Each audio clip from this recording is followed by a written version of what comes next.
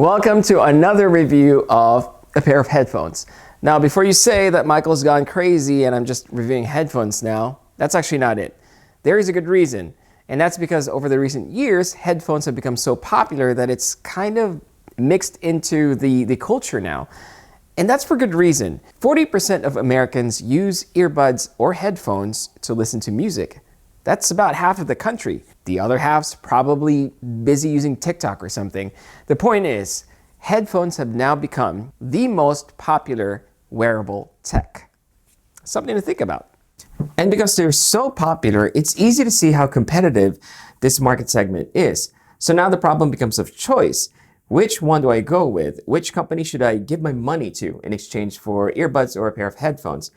So naturally, for a consumer such as myself, I would probably go with a more popular or established name brand such as Sennheiser, Sony, Bose, maybe even Apple when it comes to headphones because they seem to know what they're doing.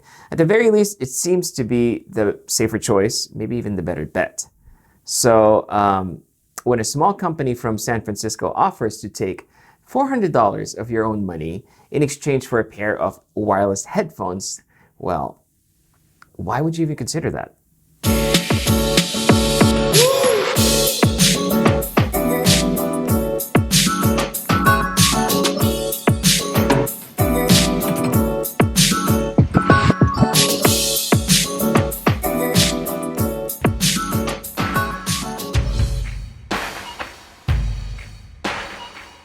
This is the Panda, an over-the-ear wireless headphones that, well, doesn't really look anything special.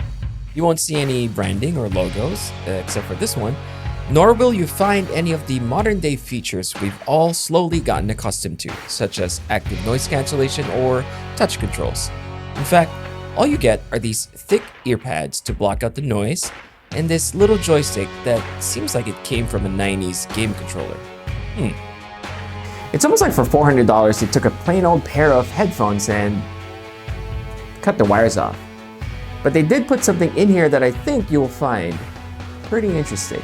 A combination of their own planar ribbon drivers, Sony's high bandwidth Bluetooth audio codec, and THX AAA amplifier technology. Yes, THX, the same name you see accompanied by that deep rumbling sound that you can actually feel before the beginning of a blockbuster movie.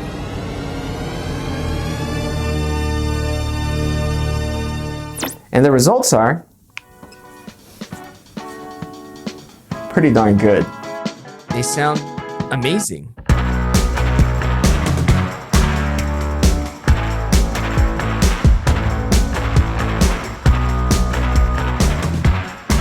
Compared to other popular wireless headphones I've tried, honestly, they're not even in the same league.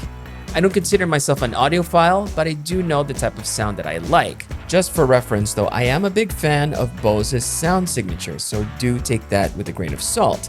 And now I can hear every single audiophile laughing at me through my screen. But here's something even funnier. After using the Pandas for a little bit, I switched back to my favorite Bose QC35-2s. And I kid you not, I thought they were broken. Details in the music were definitely missing, or they were masked somewhere in the background. Individual instruments suddenly sounded like they were all mashed together, so it was kind of muddy. That's the best way I could describe using my old Bose versus this new Panda, at least that's coming from a non-audiophile.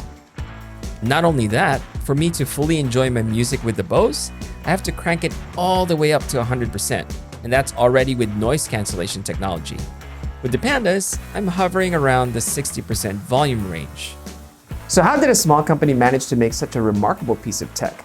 I think to better answer that, we must first understand who the company is and how they actually started. The company that developed this pair of headphones is called Drop, but before that, they were actually called Massdrop. And they weren't really in the business of selling headphones, at least not in the beginning. It was started by two individuals, Steve L. Hage and Nelson Wu, back in 2012, to create a community of enthusiasts where they can share experiences and explore new hobbies. Pretty much an online message board, but better. You see, Steve and Nelson wanted this to be more than just a forum. They wanted it to become a community for hardcore enthusiasts. You know, people who were more into their hobbies than just about anyone else. from car-related products to photography to headphones and even mechanical keyboards. Because they were enthusiasts, they have a deep appreciation for quality and craftsmanship. They basically knew their products better than anyone else, and they knew what they wanted from these products better than anyone else. And this was the place where they shared those ideas. This eventually led to Massdrop's first collaboration with an acoustics engineering and manufacturing company called AKG.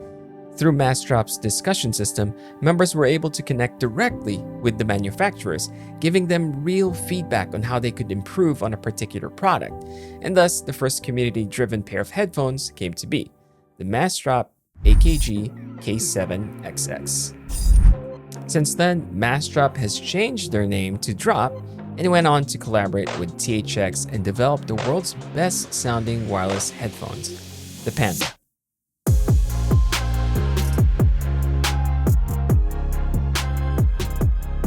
Because the Panda doesn't have active noise cancellation, it has a 30-hour battery power reserve. 10 minutes of charging will get you around 3 hours of playback. The cups are thick and soft, made out of breathable protein leather, and does a good job with keeping the noise out. The Pandas may lack any modern touch control features, but this little tactile joystick is so much more intuitive to use. Up is volume up, down is volume down, previous track, next track. Simple and easy. And much to my surprise, these are actually IPX6 rated, which means you can use them outdoors even if it's pouring out. Now, I wouldn't jog with them though, because at 375 grams, they are significantly heavier than my Bose, which I just think they're not ideal for such activities. And while they may be 140 grams heavier than my Bose, I've not felt any fatigue after using them extensively, but most probably because I've actually been enjoying my music too much to even notice any discomfort. Now, sound separation is just really good. The amount of detail I'm hearing is just amazing, and I've found myself just really listening, which is kind of the reason why we spend a lot of money on premium headphones. I mean, if sound didn't matter, there are definitely a lot of cheaper options out there. It's not all sunshine and rainbows though, because I think the clamping force is just a little bit too much for my big head. And although I love the stealthy and simple design, they are a little bit on the bulky side. And this might sound silly, but when I'm wearing them and I'm moving around the house, if I'm cleaning or fixing some stuff up in the closet, I've actually occasionally banged my headphones against just random things. The Pandas have two microphones built in for taking calls, but they're not the best. The sound isn't completely flat, so you still get a little bit of that low frequency sound, but it's probably not ideal for bass-heavy music. Now, out of the box, I think they're tuned perfectly fine for me, but I wish there was a way for me to try to just fiddle with the settings and make it sound even more to my liking. Now, I was told by Drop that there will be an accompanying app that will be dropping soon, and that should give the user the ability to really fine-tune the sound and just make them sound even better. For me, the Pandas do deliver on their promise to be the best sounding wireless headphones. If you enjoy the sound that comes from any of the other more popular brands, you gotta check these out. I think you won't be disappointed. And at least, even at this price point, you don't have to come up with numerous reasons why it's worth it. No frills, no fluff, and no wires. Just good sound. I hope you enjoyed this video, and I just wanted to say thank you again to Drop for sending me this to test out. And although they did send me this, they did not pay me to say nice things about their product. So everything that I've said in the video are of my own opinion. That said, they have become my favorite pair of headphones. They're not the most comfortable, they're not the lightest, maybe they're not even the prettiest, but they are the best sounding wireless headphones that I've ever owned. Thanks again for watching. Please consider subscribing, maybe even liking this video, and also follow me on my other social media channels such as Instagram and Twitter. Until next time, please do take care of yourselves.